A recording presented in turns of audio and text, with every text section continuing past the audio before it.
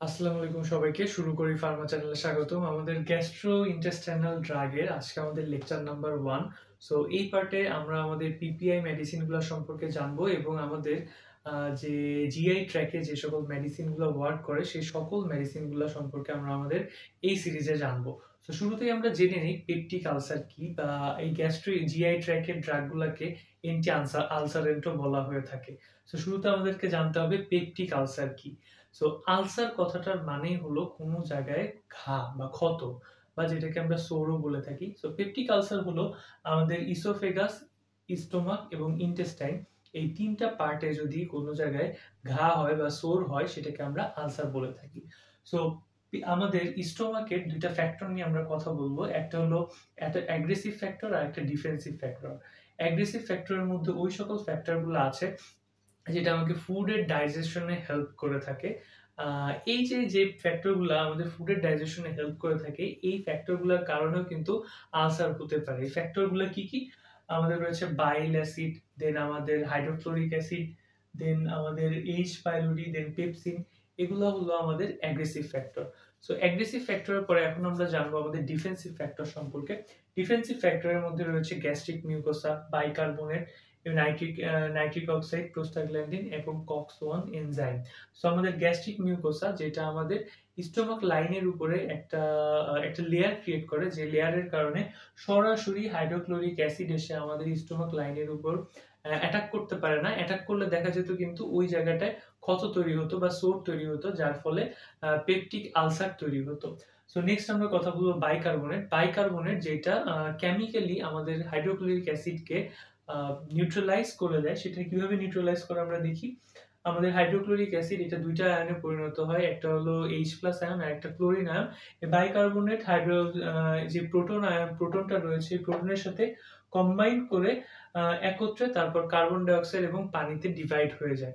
এভাবে কিন্তু বাইকার্বনেট যে এক্সট্রা অ্যাসিডটা থাকে সেই অ্যাসিডটাকে আমরা কি বলতে পারি, নিউট্রালাইজ করে ফেলে।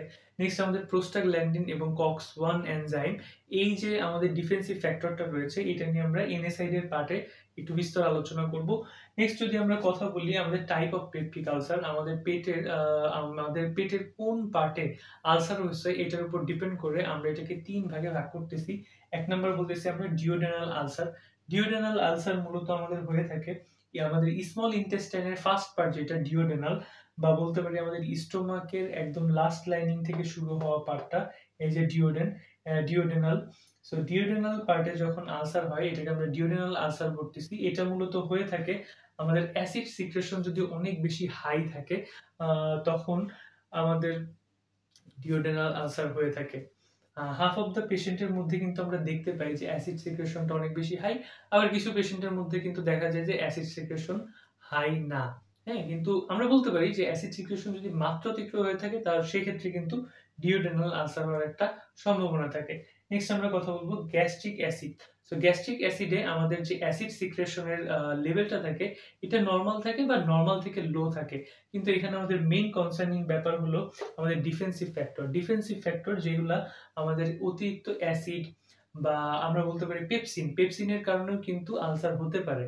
দেখা যায় আমাদের ডিফেন্সিভ ফ্যাক্টর গুলো যদি উইক থাকে, এবং পেপসিন কিন্তু একটা আমাদের প্রোটিনকে মেটাবোলাইজ করার এনজাইম। সো আমাদের ডিফেন্সিভ ফ্যাক্টর যখন উইক থাকবে তখন পেপসিন বলি কিংবা হাইড্রোক্লোরিক অ্যাসিড বলি, সেটা গিয়ে স্টোমাক লাইনিং এর উপর ইফেক্ট করে সেই জায়গাটাকে কিন্তু আলসার কজ করাবে। সো এইগুলো আমাদের গ্যাস্ট্রিক আলসার, যেটা ডিফেন্সিভ ফ্যাক্টর লো থাকার কারণে মূলত হয়ে থাকে। নেক্সট হলো আমাদের ইসোফেগাল আলসার। ইসোফেগাল আলসার হয়ে থাকে আমাদের যে খাবার নালীটা রয়েছে, বলতে পারি আমরা স্টোমাকের আপার সাইডটা, সেই আপার সাইডে যদি আলসার হয় বা সোর হয় সেইটাকে আমরা বলবো হলো আমাদের ইসোফেগাল আলসার। নেক্সট আমরা কথা বলবো রিজন, কি কি রিজনে আমাদের আলসার হতে পারে। আলসার মূলত হতে পারে আমাদের ডিফেন্সিভ ফ্যাক্টর যদি একেবারেই কমে যায়, আর আমাদের অ্যাগ্রেসিভ ফ্যাক্টর যদি একেবারেই বেড়ে যায়, সেক্ষেত্রে আলসার হতে পারে। এর বাইরে, এই ফিজিওলজিক্যাল রিজনের বাইরে কিছু রিজন রয়েছে যার কারণে আলসার হতে পারে। ১ নম্বর আমরা কথা বলবো হলো এইচ পাইলোরি ব্যাকটেরিয়া নিয়ে, যেটা আমাদের এখানে বিস্তার আলোচনা করব। তার আগে আমরা চলে আসি নন সিলেক্টিভ এনএসআইডি এবং স্ট্রেস। অতিরিক্ত স্ট্রেসের কারণে কিন্তু আমাদের গ্যাস্ট্রিক জুস অনেক বেশি সিক্রিট হয়, যার কারণে অ্যাসিডিক এনভায়রনমেন্ট বেড়ে যায় এবং আলসার হতে পারে। আর এনএসআইডি, নন সিলেক্টিভ এনএসআইডি যেগুলো রয়েছে, আইবুপ্রোফেন, দেন অ্যাসপিরিন, এই ধরনের মেডিসিনগুলো নন সিলেক্টিভ এনএসআইডি হয়ে থাকে। নন সিলেক্টিভ এনএসআইডি মূলত ওই ধরনের মেডিসিনগুলো যেটা কক্স-1 এবং কক্স-2 এই দুই এনজাইমকে ইনহিবিট করবে। সো কক্স-1 এনজাইমকে ইনহিবিট করলে দেখা যায় আমাদের প্রোস্টাগ্ল্যান্ডিন প্রোডাকশনটা কম হয়ে যায়। কেন? কারণ আমাদের যে কক্স-1 এনজাইমটা রয়েছে এটা অ্যারাকিডোনিক অ্যাসিড থেকে প্রোস্টাগ্ল্যান্ডিনে কনভার্ট হতে হেল্প করে। সো আমাদের যখন কক্স-1 এনজাইমটা ইনহিবিট হয়ে যাবে তখন আলটিমেটলি প্রোস্টাগ্ল্যান্ডিন প্রোডাকশন হবে না। আর প্রোস্টাগ্ল্যান্ডিন প্রোডাকশন না হলে যে প্রবলেমটা হবে, প্রোস্টাগ্ল্যান্ডিন আমাদের যে মিউকোসা সেল রয়েছে যার মাধ্যমে আমাদের গ্যাস্ট্রিক মিউকোসা বা আমাদের মিউকাসের যে লাইনিংটা তৈরি হয়, সেই লাইনিংটা তৈরি হওয়ার জন্য আমাদের প্রোস্টাগ্ল্যান্ডিনের প্রয়োজন, যেটা আলটিমেটলি এই লাইনিংটা হওয়ার জন্য ট্রিগার করবে। সো প্রোস্টাগ্ল্যান্ডিনের প্রোডাকশন কম হলে আমাদের গ্যাস্ট্রিক মিউকোসাল লাইনে হ্যাম্পার হবে। প্লাস আরেকটা প্রবলেম হবে, সেটা হলো প্রোস্টাগ্ল্যান্ডিন রিলিজ হলে আমাদের যে ব্লাড ভেসেলটা থাকে, ব্লাড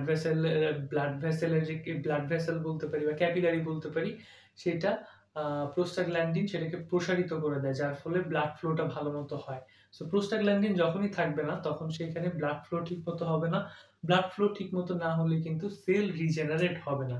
সো প্রোস্টাগ্ল্যান্ডিন ইনহিবিট হলে আলটিমেটলি কিন্তু আলসার হতে পারে, যেটা হয়ে থাকে আমাদের নন সিলেক্টিভ এনএসআইডির ক্ষেত্রে। নেক্সট আমরা যেটা কথা বলতেছিলাম, হেলিকোব্যাকটেরিয়া বা এইচ পাইলোরি ব্যাকটেরিয়া যেটাকে আমরা বলে থাকি, এই ব্যাকটেরিয়াটা একটা ব্যাকটেরিয়া যার মধ্যে স্পেশাল ক্যাপাবিলিটি আছে এক্সেসিভ অ্যাসিডিক এনভায়রনমেন্টে সার্ভাইভ করার। এটা স্পাইরাল শেপ হয়ে থাকে, এর জন্য এটাকে হেলিকোব্যাকটেরিয়া বলা হয়। দেন এটা হাইলি অ্যাসিড এনভায়রনমেন্টে সার্ভাইভ করতে পারে। এটা আমাদের গ্যাস্ট্রিক মিউকোসার যে ভাঁজটা থাকে, আমাদের গ্যাস্ট্রিক গ্যাস্ট্রিক লুমেন মাইক্রোভিলাইয়ের মতো দেখতে, যে গ্যাস্ট্রিক লুমেন, এই গ্যাস্ট্রিক লুমেন ফাঁকে ফাঁকে এই ব্যাকটেরিয়া অ্যাটাচড হয়ে থাকে এবং এইটা সেখানে ইনফ্লামেশন কজ করে, যার কারণে এই ব্যাকটেরিয়ার কারণে কিন্তু আমাদের পেপটিক আলসার হতে পারে। সো এই ছিল আমাদের reason behind peptic ulcer. So peptic ulcer হলে আমরা কি করতে পারি, কোন মেডিকেশন দিতে পারি? আমাদের ভাস্টলি ইউজ মেডিকেশন হলো আমাদের PPI. So gastric acid secrete হলে বা অতিরিক্ত সিক্রিট হলে সেটাকে আমরা সিস্টেমিক্যালি থামানোর জন্য যে মেডিসিনটা ইউজ করি সেটা পিপিআই। সিস্টেমিক মানে হলো এটা আমাদের ব্লাডে, এই মেডিসিনটা আমাদের ব্লাডে অ্যাবজর্ব হয়ে আমাদের যে ফিজিওলজিক্যাল মেকানিজমের মাধ্যমেই কিন্তু এই সেল প্রোডাকশনটাকে কমায় দিবে। নট লাইক অ্যান্টাসিড খেলে সেটা নন সিস্টেমিক ওয়েতে আমাদের পেটের ভিতরের অবস্থিত অ্যাসিডের সাথে রিয়াকশন করে এটাকে নিউট্রালাইজ করে। বাট সিস্টেমিক মেডিসিন আমাদের যে ইন্টেস্টাইন রয়েছে, স্মল ইন্টেস্টাইন, সেই ইন্টেস্টাইনে অ্যাবজর্ব হয়ে আমাদের ব্লাডের মাধ্যমে সিস্টেমিক সার্কুলেশনে গিয়ে দেন অ্যাসিডের প্রোডাকশনটাকে কমায়। তো আমরা দেখি একটা শর্ট ওভারভিউ কিভাবে গ্যাস্ট্রিক অ্যাসিডকে আমাদের পিপিআই ইনহিবিট করে।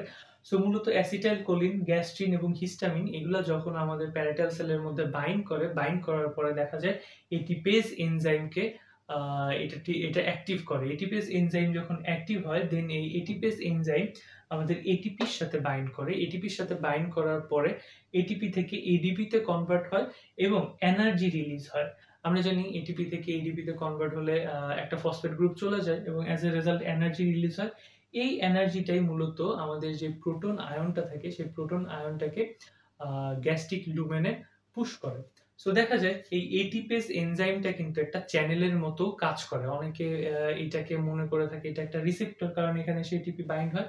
না, ভুল করা যাবে না। ATPase is a enzyme but it also act as a pump বা চ্যানেল। দ্যাটস ওয়াই এটাকে প্রোটন পাম্পও বলা হয়ে থাকে, কারণ H+ one kind of proton এটাকে পুশ করে সেরে আমাদের গ্যাস্ট্রিক লুমেনে পাঠায়। সো চার্জের ব্যালেন্স থাকার জন্য আবার পটাশিয়াম আয়নও কিন্তু এই চ্যানেলের মধ্য দিয়ে এন্টার করে।